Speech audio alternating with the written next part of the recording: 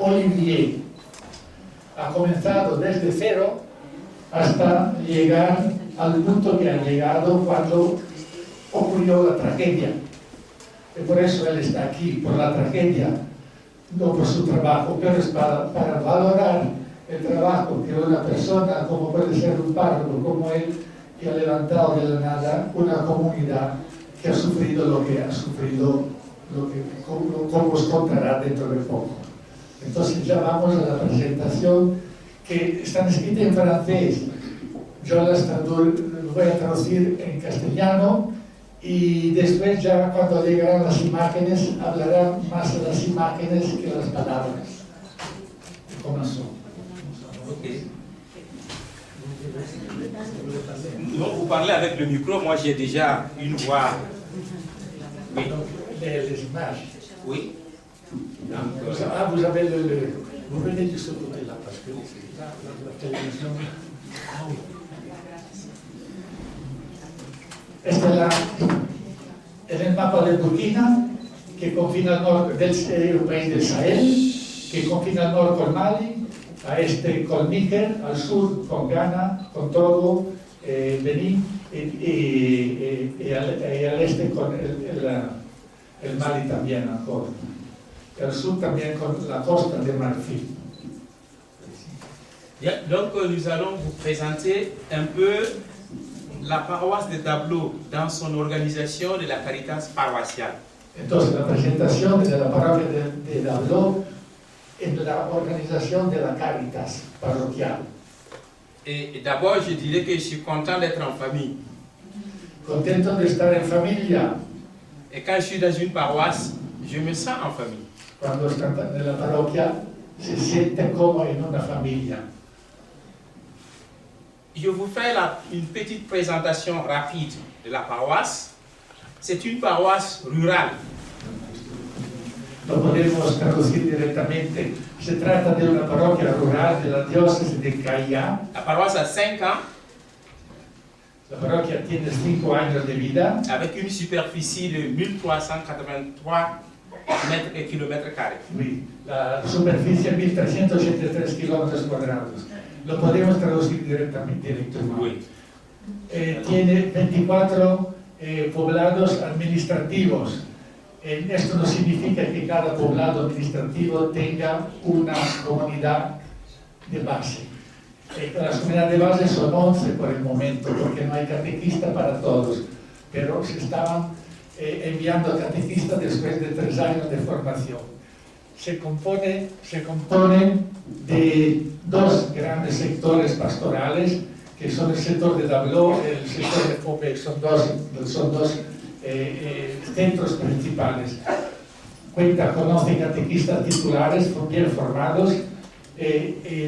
Actualmente tiene 3.921 bautizados. En este año se han bautizado 246 en el día de Pascua de 2019. Significa que son el 11% de la población total. Burkina, los católicos son más o menos 25% de la población total. El resto son musulmanes, casi todos musulmanes. Hay también religiones tradicionales. La población de la parroquia se estima que tenga 35.000 habitantes. La situación geográfica pone ahí, está situado al extremo norte de la diócesis de Cayá, a 90 kilómetros de la diócesis, que es la capital de la región del centro norte. Tiene frontera con la parroquia. Estas son cosas que nos interesan poco. Digo solamente que la parroquia de Arbinay, donde trabajaba un padre blanco originario de Valladolid, padre Eugenio Jover, no sé si alguien lo conoce. Los medios de subsistencia principales son esencialmente la agricultura, que ancora largamente de tipo tradicional, y la ganadería transhumante.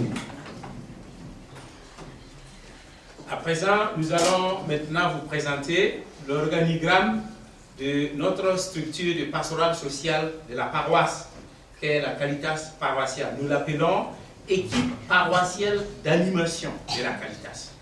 La EPA sería la Caritas parroquial, equipo de animación de la parroquia. El organigrama es muy importante porque hace 5 años no sabían ni que era un organigrama. Voilà. Nous avons la coordination paroissiale qui est là. La coordinación parroquial, c'est qui? La coordination, c'est une équipe de 9 personnes, nous allons voir après. Sí, un equipo de 9 personas. Et nous avons un petit service pour assurer l'administration et puis la comptabilité. Un equipo de administración y contabilidad. Et la coordination paroissiale est composée de 2 grands départements. 2 grandes departamentos. Alors nous avons le département solidarité et partage. De solidaridad compartir. Oui, et dans ce département solidarité et partage, nous avons l'organisation d'un magasin de stockage de vivres. Tiene un almacén para estocar los alimentos, sacos de harina o de maíz. Et nous avons une cellule d'urgence humanitaire. Un grupo de intervención de urgencias humanitarias. Et une cellule de réhabilitation et de réinsertion sociale des personnes vulnérables. Et un equipo de animación de inserción laboral. Voilà, nous avons ces 3 sections qui constituent notre département solidarité et partage. Et pour le département développement et promotion humaine, Departamento de Desarrollo y Promoción Humana, voilà, il y a la section de la promotion femmes et enfants. El sector de mujer y niños. Parce qu'il faut dire que chez nous, la femme est l'actrice de développement. Hay que decir que en Burkina, como en el resto de África, la mujer es el alma de la promoción y del desarrollo. Nous avons la section de lutte contre le VIH-Sida et de la promotion de la santé. Un sector, ya se acabó. ¿Se acabó? No. Un sector de la lucha contra el SIDA et la santé, promotion. Y la salud. L'alphabétisation, éducation et formation. La alfabetización y la educación. La section agro-pastorale et hydraulique villageoise. Alors, el sector pastoral del pastoreo y de la hydraulique. Y de la instalación de aguas, instalación de agua, pozos, etc. Et puis, pour finir, la section microcrédit pour les femmes. El microcrédito por 500 mujeres. Voilà, et tous les villages sont reliés à cette coordination, où dans chaque village, nous avons un minimum de 3 bénévoles qui répondent à nos activités et qui fait monter les informations. En cada poblado hay un grupo de 3 voluntarios que coordinan y se relacionan con la coordinación general. Voilà. Et ici, c'est le bureau, la coordination, les membres de la coordination de l'EPA au CADES, de la Caritas paroissiale de Dablo. Esta es la fotografía de los coordinadores de la pastoral, de la solidarité partage de la parroquia. Ils sont au nombre de 9. Son 9. Et celui-là, malheureusement, a été tué pendant l'attaque de Dablo. El del medio que está apuntando ha sido asesinado durante el ataque que os contará después. Dans notre organigramme, nous avions le magasin de stockage de vivres.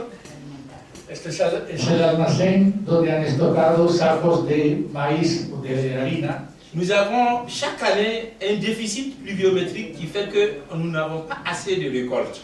Cada año hay un déficit de lluvia que no pueden alcanzar la cantidad de toneladas para alimentar toda la población. O sea, los campos no producen tanto para que cada familia pueda subsistir con lo que producen los campos. Et la coordination de la Caritas a proposé de pouvoir trouver de l'argent que nous allons utiliser pour acheter des vivres et stocker. Entonces, por este año han comprado 80 toneladas de alimentos, 22.000 euros, con el cual se empieza un sistema de préstamo hasta el momento que la gente puede cosechar y devolver el dinero del préstamo. Entonces, aquí introduzco yo 22.000 euros, entonces le he preguntado, ¿pero de dónde has sacado 22.000 euros? Entonces digo, el préstamo del banco. Y sí que tienen que devolver al banco ese dinero. Oui, parce que nous ne pouvons pas attendre que des gens nous donnent cet argent. Et nous avons besoin et nous nous organisons pour avoir nos vivres y pouvoir rembourser après. Porque no pueden esperar que alguien, algún bienhechor de lejos pueda dar algo de dinero para comprar los alimentos en el momento de la necesidad. Nous avons commencé cela en 2017 et aujourd'hui encore le magasin est rempli de vivres à Dablo. Entonces, la han llenado en 2017 y hoy en día después del ataque de que va a contar después la historia, todavía está lleno de sacos de alimentos. Dans la section promotion humaine, nous faisons essentiellement des formations à nos femmes, notamment elles sont organisées en groupement. Nous formons les responsables des femmes pour qu'elles puissent assurer le bon fonctionnement de ces groupes. Entonces, un aspecto de la promoción humana, el desarrollo y la formación de las mujeres para que sean capaces de organizarse entre ellas. Et les enfants, nous les accompagnons et nous faisons régulièrement des repas communautaires. Et les enfants aiment bien ça. Entonces, también hay una actividad es acompañar a los niños que se reúnen en la parroquia para que sean ayudados en sus actividades escolares y recreativas.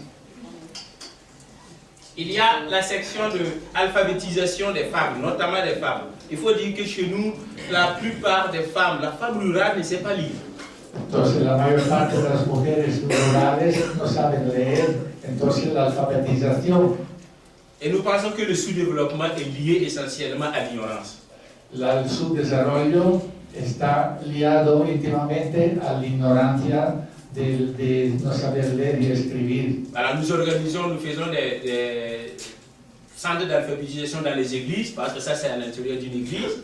Sí, ahí es al interior de la iglesia. Et puis dans le centre de la paroisse, ça c'est alphabétisation au centre de la paroisse. El centro del parroquial. Voilà. Et là nous avons la section éducation et formation. Voilà. Et ici vous voyez celui-là, je pense qu'il est là. Sur le moment, oui. Voilà. Et il nous a rendu visite à Dablo et ça a été l'occasion pour qu'on l'amène, pour qu'il voit ce que nous faisons. Ça, c'est une école de formation professionnelle. Une escuela de formación profesional. Voilà. Que aujourd'hui c'est fermé. C'est tout est fermé. Que hoy en día ya está cerrado. Ya no tienen actividad. Et ici, c'est une école secondaire où on a visité aussi, parce que nous aidons les enfants qui n'arrivent pas à payer la scolarité, nous les aidons à pouvoir payer la scolarité, avoir de quoi manger pour pouvoir étudier, en lien avec les responsables des établissements. Esta es una escuela secundaria que he visitado yo, donde se aceptan todos niños, aquellos que no pueden llegar a pagar la escolaridad, la tasa.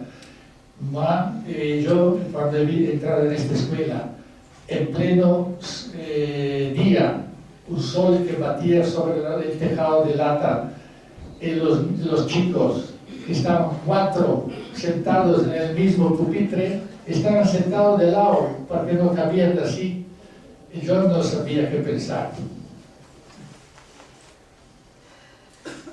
Dans le soutien pour la santé, nous travaillons en collaboration avec des centres de santé pour la prise en charge des personnes nécessiteuses qui n'arrivent pas à honorer les ordonnances. Et nous travaillons ici, c'est le responsable de la santé dans un village qui s'appelle Foubé. Entonces aquí se ve el aspecto de colaboración entre la parroquia con el servicio de sanidad del poblado, porque muchas veces la gente no tiene dinero para comprar los medicamentos. Entonces la parroquia tiene en 2 sitios unos stock de medicamentos que facilita o gratis o haciendo pagar una parte del coste del medicamento. Dans le cadre toujours de la développement et promotion humaine, nous avons des jardins que nous mettons en place pour permettre aux familles de pouvoir travailler et compenser le manque de déficit alimentaire. Aquí tenemos ya fotografías de lo que están haciendo para la promoción humana en el campo del cultivo de huertas para destinar a cada familia una parte de ese terreno, así cubrir el déficit alimentario, la falta de comida. Ouais, c'est toujours dans la même logique avec l'élevage aussi. Lo mismo hacen por la ganadería de vacas, ¿no? Des vaches ou des petits moutons aussi. Ovejas, pequeñas ovejas. Voilà. Alors, une des grandes activités que nous menions, c'était la promotion des activités génératrices de revenus. Entonces, otra actividad en esto de la promoción humana y desarrollo es la actividad de los microcréditos que se dan a las mujeres que lo trabajan, reciben una cantidad de dinero por la cosa y con ellas saben aumentar sus ingresos.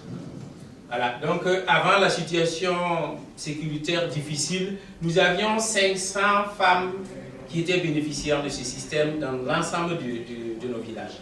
Entonces eran 500 las mujeres que recibían los subsidios para desarrollar, para aumentar los talentos que recibían. Alors avec un budget autour de 45 700 € qui était injecté dans ce volet. Por el total de 45.700 € que tiene que devolverlos.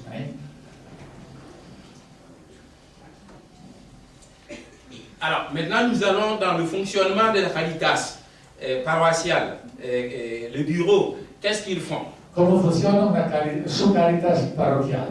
Alors, donc, la première chose à faire, c'est écouter, recevoir les gens, écouter et les orienter en fonction de leurs besoins. Recibir la gente, escucharlas y orientarlas en lo que ellos necesitan. Et apporter une assistance alimentaire, parce que notre préoccupation majeure, c'est manger. C'est notre préoccupation. Sí, entonces, aportar, conceder una asistencia alimentaria, porque la primera preocupación de ellos es comer. Voilà. Entre los cuales también los curas, Esto lo digo yo, entre paréntesis. Sí.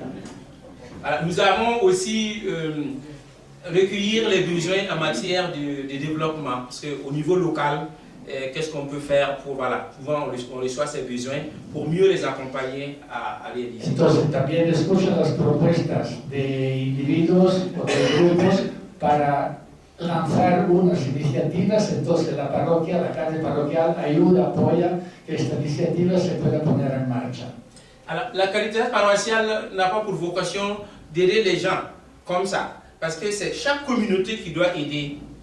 Nous avons dans la paroisse des petites communautés, et si un nécessiteux vient de telle communauté, nous demandons à la communauté de prendre en charge les nécessiteux. Entonces, la parroquia en sí misma no tiene como finalidad de ayudar a todos los que llegan a pedir ayuda, porque la parroquia, la Caritas parroquial, dice que sea vuestra comunidad de origen que os tiene que ayudar, no venir aquí, que la central sea como una distribuidora de ayuda a todo el mundo. Mais il arrive aussi des communautés qui ne peuvent pas, donc à ce moment, la paroisse est obligée de faire quelque chose. Hay comunidades que no pueden para nada ayudar a quien pide ayuda, entonces es la sede central de la parroquia que ayuda a esta gente. Alors, pour ce qui concerne les projets de développement aussi, c'est cette cellule, la Caritas, qui s'en occupe pour la coordination des projets de développement. Entonces los proyectos que nacen en las distintas comunidades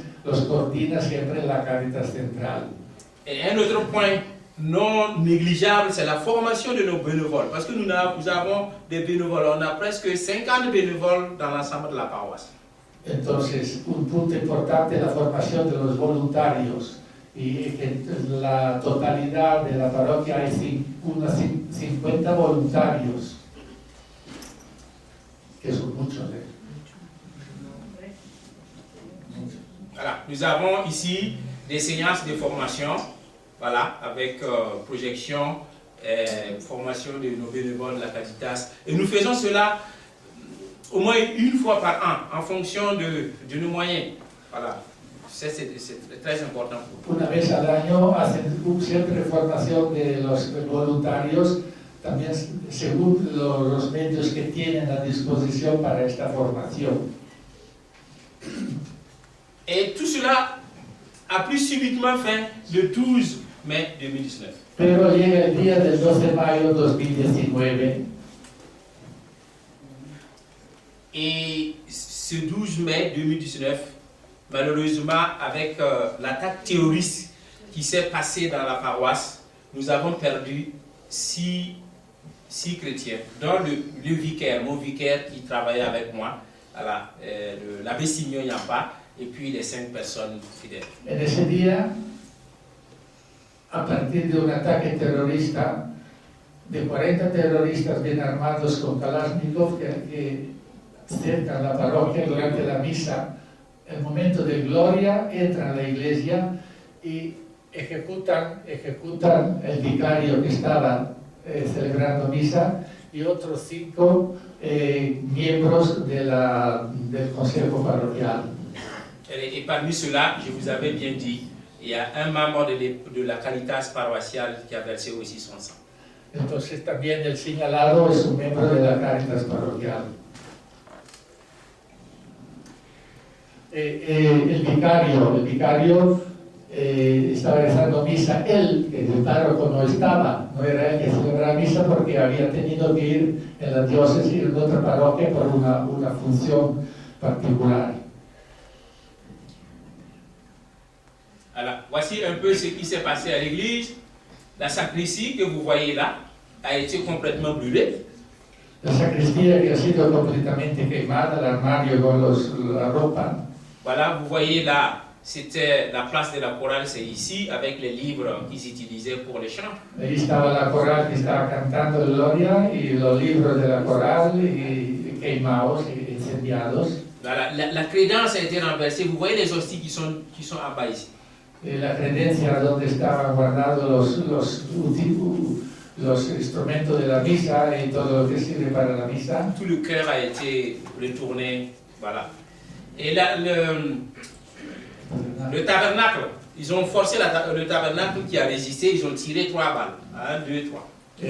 Querían abrir el tabernáculo, no han conseguido, entonces han disparado 3 balas y se ven los agujeros de las balas en el tabernáculo. Et alors commença le déplacement des populations. Entonces este ataque terrorista ha producido el desplazamiento de la población que ha preso la huida del poblado. Voilà, ça c'est, j'étais dans ce véhicule, c'est moi qui ai pris la photo. Es el que estaba en su vehículo pick-up, el que ha tomado la fotografía de esta gente que se está marchando hacia el sur para escapar de los terroristas. Et toute la route, ce sont les gens qui partent. Toute la route que vous voyez, ces gens que vous voyez, c'est comme ça toute la route jusqu'à Barcelone. Entonces esta carretera es como toda una procesión de refugiados que están yendo hacia la capital. Voilà. Et quand ils arrivent, ils ne savent pas où aller, alors ils se mettent dans les écoles. Y cuando llegan no saben dónde ir, se meten en las escuelas de la capital. Voilà. Maintenant, malgré tout cela, nous avons espoir qu'un jour, nous allons repartir dans notre paroisse. Entonces, aquí dice que siempre queda la esperanza que un día la parroquia pueda renacer. Même si ça va durer 10 ans, nous sommes sûrs que le bien va triompher sur le mal. Entonces, aunque pasen 10 años, él está seguro que el bien va a vencer el mal. Alors, nous comptons reprendre nos activités là où on les avait laissées. Entonces, cuentan con retomar las actividades en el punto mismo donde han tenido que dejarlas. Parce que nos perspectives, c'est qu'on voulait mettre un centre de formation dans le 2e centre de la paroisse. Entonces, la perspectiva que tenían era crear un centro de formación en el otro centro de la parroquia de Dabló. Ici, c'est l'église de ce village. Esta es la iglesia de Fubé, que se Et llama. construire des maisons de catéchistes. Nous avons des catéchistes dans les villages. Et il faut maintenant construire des maisons. Ici, vous voyez une construction de maisons en terre locale. Et notre perspective, c'est de construire en dur.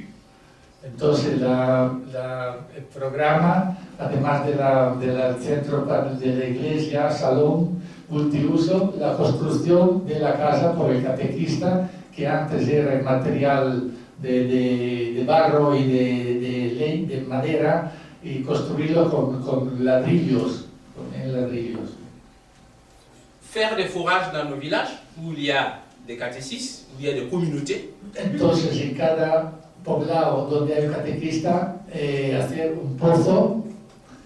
Et notre plus grand rêve, avoir une église paroissiale. Entonces, el sueño más grande es tener una iglesia parroquial como la Catedral de Salamanca. Bon, non. Se quedaba anonadado cuando ha visto la Catedral de Salamanca. Alors vous voyez actuellement, notre église elle est toute petite, ça c'est à l'intérieur, et puis vous voyez c'est toujours des gradins que nous utilisons, c'est tout petit. Et donc quand il y a la messe, tout le monde est dehors. Entonces esta es la iglesia actual, muy pequeña, está llena, desbordante, la mayor parte de los fieles están fuera de la iglesia, sentados en el suelo. Donc on laisse comme ça, on vous dit merci pour votre attention. Bueno, lo dejamos aquí, muchas gracias. Cualquier pregunta será bienvenida.